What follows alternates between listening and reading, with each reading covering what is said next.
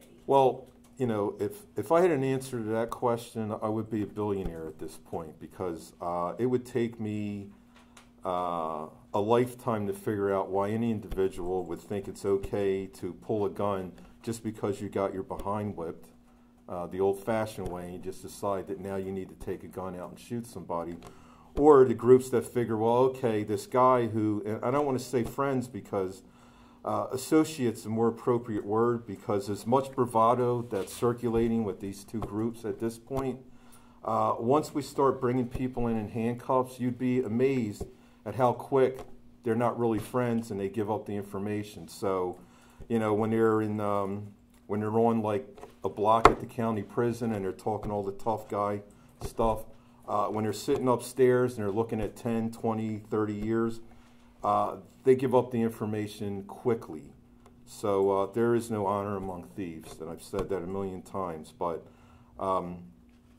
you know, this doesn't just relate to our city. I mean, this is prevalent in our society. Young men, guns, retaliation, and believe me, I wish I had an answer to that, and I'm not being facetious.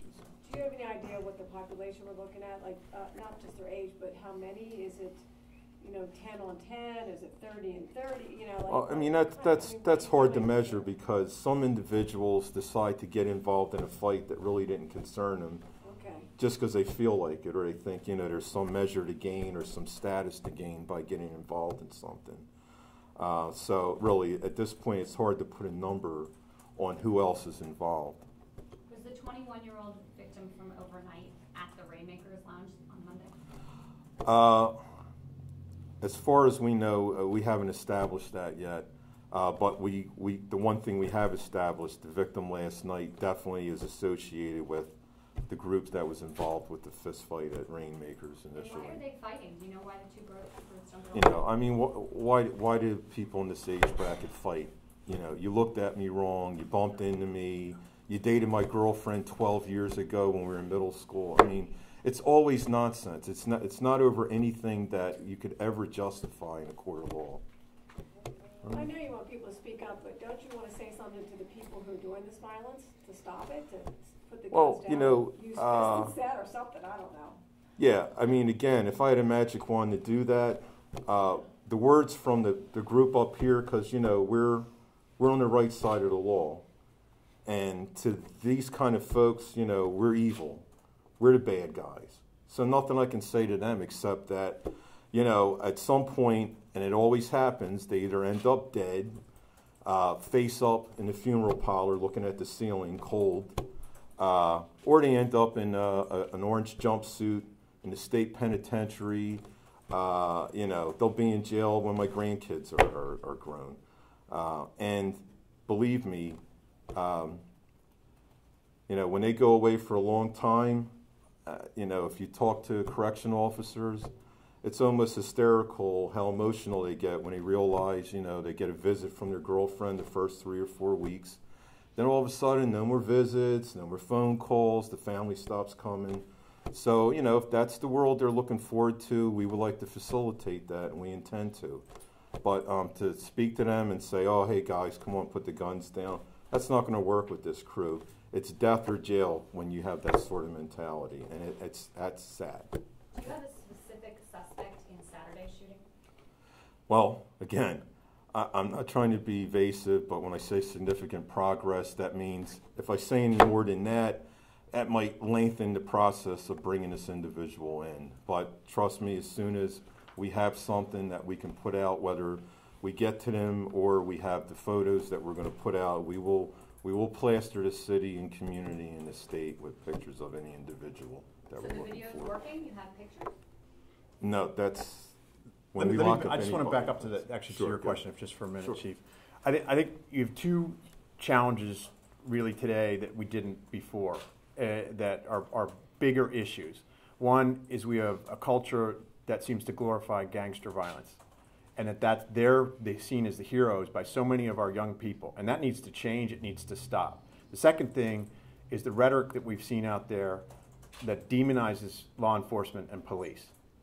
And you have to have trust in the system. You have to have faith that the justice system will work, that these will hold people accountable, that will protect. And seeing that rhetoric out there is doing nothing but destabilize these guys' ability to solve these crimes and our ability to prosecute it. And I don't think, you know, can I say to you these are caused by that? I can't really say that. I don't know, maybe. But somewhere along the line, things are going to get caused by it. And it certainly doesn't help witnesses come forward when you've got our leaders at the very top who do nothing to condemn what is clearly calling for, what people are calling for killing police officers, turning the justice system on its head. And it's a challenge that faces all of us. And I just, it mystifies me that we have leaders who are standing silent, not coming out and condemning that kind of rhetoric. You know, and I don't think that helps. I think it contributes to a lack of trust for the police, and thus people not coming forward. Ultimately, do we really need people to say that you can't tolerate killing somebody, you need to come forward? I mean, that should be innate, but I guess apparently it's not anymore. And to your question, do we have to say it? I guess we do have to say it. Don't stop killing each other. And, you know, do I expect any of those individuals to listen? Probably not. But there's somebody close to those people who do actually care. And they do actually care about humanity and a life, like the chief's talking about. These guys want to kill each other, that's one thing. But when they miss and they hit a 9-year-old girl who's doing her homework, people ought to care. If they don't care, then get out of this country and go somewhere else where the other people don't care. I mean, that's my opinion, and it's you know, like I said, it's a broader issue than what we've got here, but it needs to be said, and more people and more leaders in positions of power right to the top of this country need to come out and say it. You know, just to close out, the people that I would like to say, the similarity in all three of these cases are in one section of the city within blocks of each other. And that certainly is not going to make the residents of that neighborhood feel good about any of this. However, the one guarantee I can give the folks that live in that neighborhood is that we're doing the best we can, and we're confident that we'll close all three of these cases with or without the help of some of the individuals I already mentioned. But they have to know that we're blanking in that area. We're interviewing, we're reviewing video footage, and we're just not going to let these cases go by the wayside. Thank you.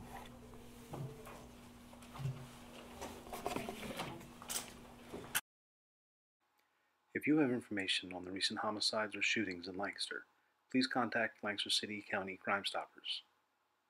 Tipsters can remain anonymous and are eligible for up to a $1,000 reward.